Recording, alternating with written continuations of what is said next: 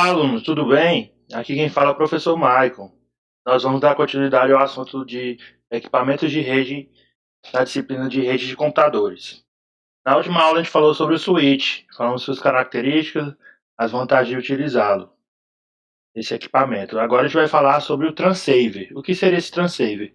Transceiver, ele seria, se for conceituar de uma forma simples, ele seria como um adaptador universal, onde você consegue fazer a conexão de diferentes tecnologias de rede através desse conector.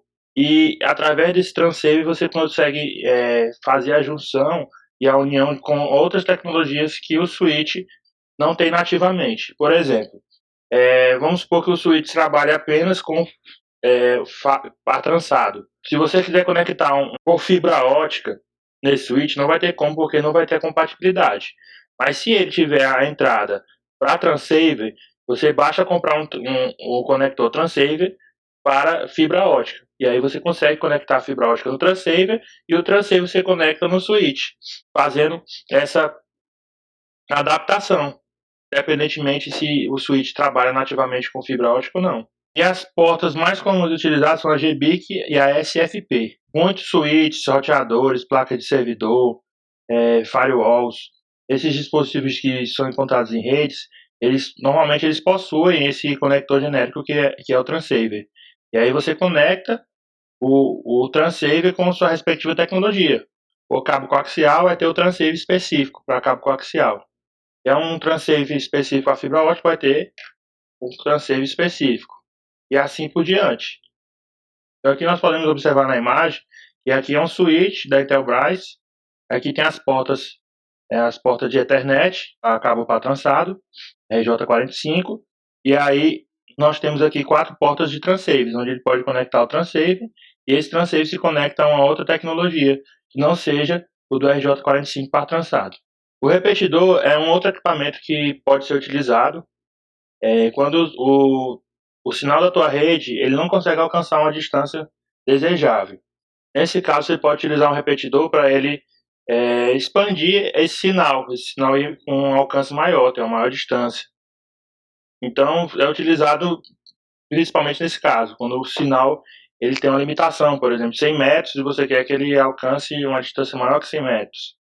Aí ele vai usar o repetidor nesses locais que estão mais fracos o sinal, para fortalecer esse sinal, regenerar ele e fazer a transmissão alcançar o limite máximo do roteador. O modem ele é um equipamento de conversão. Ele é utilizado em situações onde a infraestrutura de internet ela se utiliza da infraestrutura da telefonia. Então, com a infraestrutura da telefonia é feito a configuração e a infraestrutura da internet. Exemplo, muitas empresas que têm essa infraestrutura de telefonia, como a TIM, a Oi, a Claro, elas aproveitam essa infraestrutura já pronta da telefonia para poder passar além da parte de ligações, né, de telefone, de ligação, ele passar também dados de internet. Então, eles vão fazer isso e quando chegar na residência do usuário, ele vai precisar de um modem. O que seria esse modem? Ele vai converter a tecnologia de telefonia, que ela é analógica, e vai transformar essa tecnologia analógica para dados de transmissão digital, que é o que o computador entende. O computador entende bits, entende arquivos, entende imagens, músicas, todos esses arquivos, essas informações estão no modo digital. Então é preciso desse modem para que essa conversão seja feita. Por isso que o nome dele é modem, ele é modulador e demodulador. Ele faz tanto a conversão de digital para analógico, para o entendimento da telefonia, quanto da telefonia para o entendimento do computador. Por isso que assim que o sinal de rede chega na sua casa, a primeira coisa que é feita é a conversão através do modem. E aí sim que a informação é enviada para o seu computador.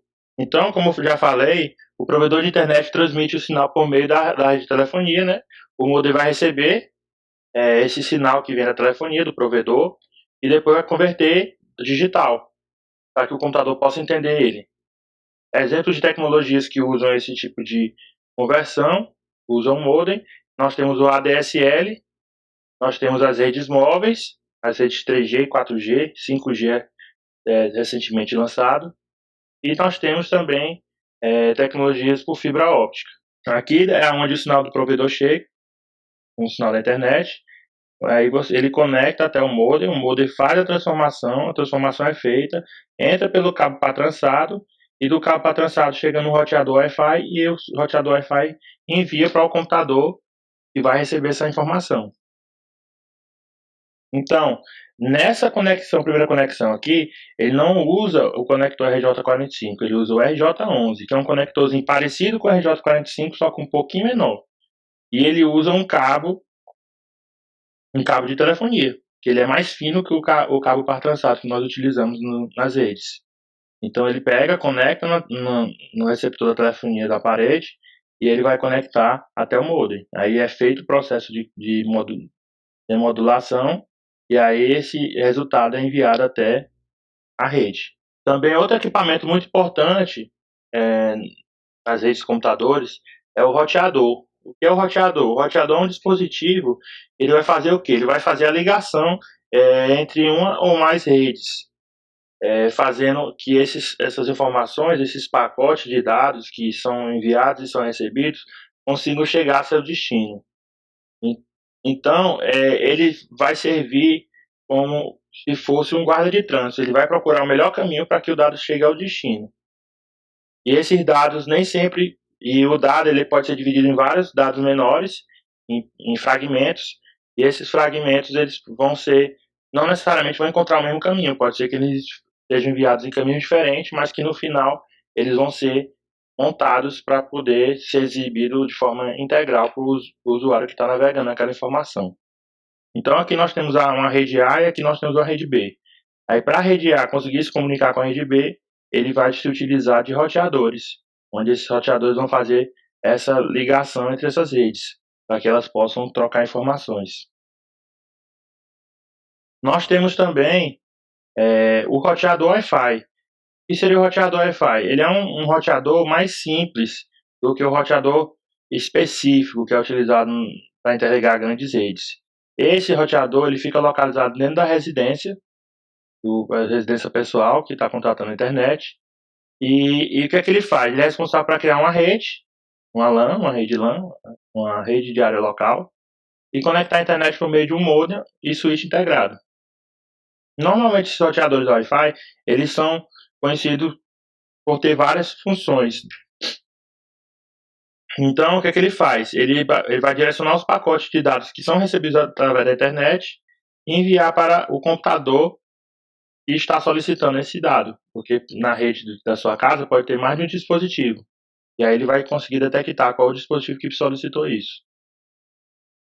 E aqui nesse exemplo aqui, ele tem a conexão local, tá?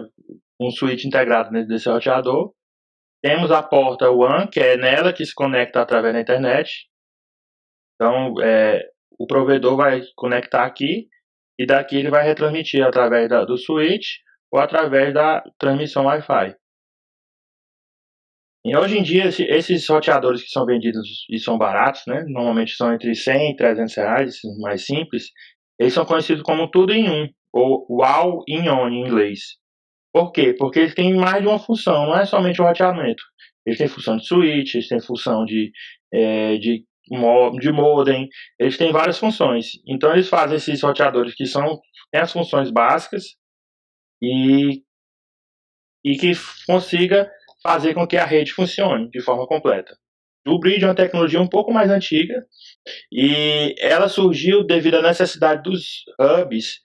Eles não tinham a capacidade de enviar a informação de forma direcionada. Por exemplo, você queria enviar uma informação para o computador que estava solicitando, somente para ele. O hub não conseguia. Ele sempre mandava para todo mundo, aí cada computador tinha que verificar se aquele pacote, aquela informação que estava chegando era para aquele computador. Se não for, ele descartava. E o que fosse, o computador que você receber, ele aceitaria e receberia o dado. Então, o que seria o bridge? A tradução dele significa ponte. E o que é que ele vai fazer? Ele vai fazer a segmentação de uma rede em várias sub-redes. Por quê? Porque como o hub ele manda para todo mundo, sobrecarrega a rede. Então, o que é que eles fizeram? criaram o bridge para que essa rede fosse dividida em pequenos pedaços. Então aqui uma rede foi dividida em dois, uma sub-rede A e uma sub-rede B, mas ela é uma rede só. Então quando for enviar o pacote, o bridge vai saber se está na esquerda ou está na direita. Ele não vai mandar para todo mundo. Ele vai verificar, o destino está na esquerda ou está na direita? Vamos supor que está na esquerda. Se estiver na esquerda, ele vai ignorar a direita e não vai mandar nenhum dado e vai mandar para todos os computadores da esquerda. E o que é que vai acontecer? Vai continuar mandando para todo mundo, mas somente os da esquerda. Os da direita não vão receber essa informação de forma desnecessária. Então isso aí tira a sobrecarga da rede, diminui o tráfego da rede e deixa a rede menos lenta. Só que depois que surgiu o switch substituiu o bridge. O bridge deixou de ter tanta funcionalidade e o switch acabou fazendo esse papel tanto do hub quanto do bridge.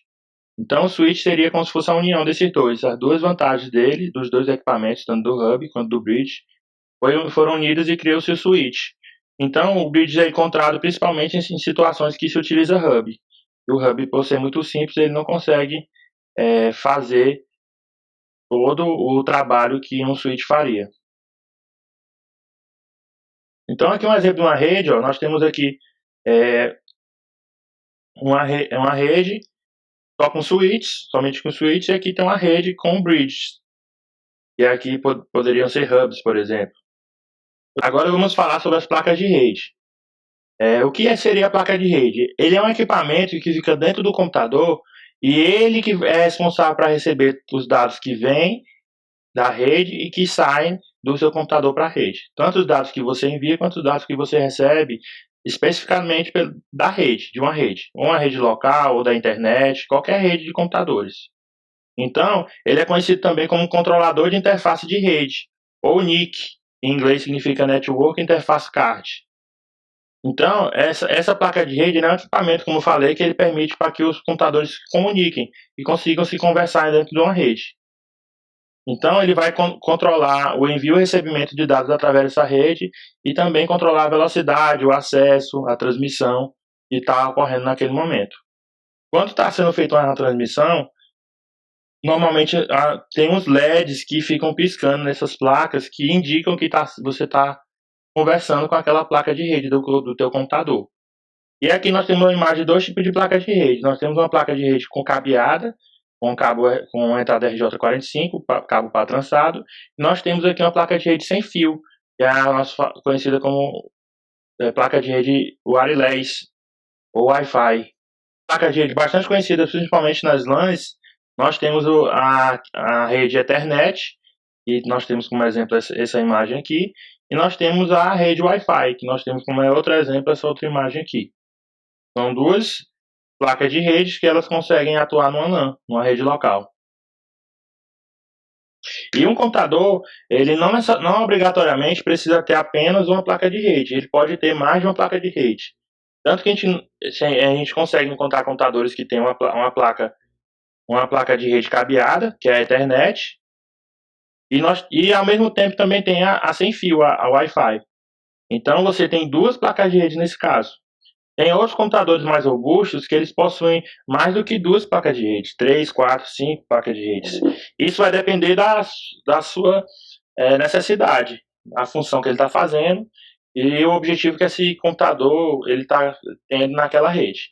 E as placas de rede, além do tipo tecnologia que utiliza, se é cabeada ou não cabeada, também são diferenciados através da velocidade de transmissão, das conexões suportadas, se é cabo de fibra ótica, se é cabo para trançado, se é cabo coaxial, se é sem fio, e o barramento utilizado. O que seria o barramento? Seria a entrada, faz a ligação entre a placa de rede e o computador. Essa ligação entre a placa de rede e o computador é o barramento. E através do barramento você consegue dizer se aquela conexão suporta até que velocidade.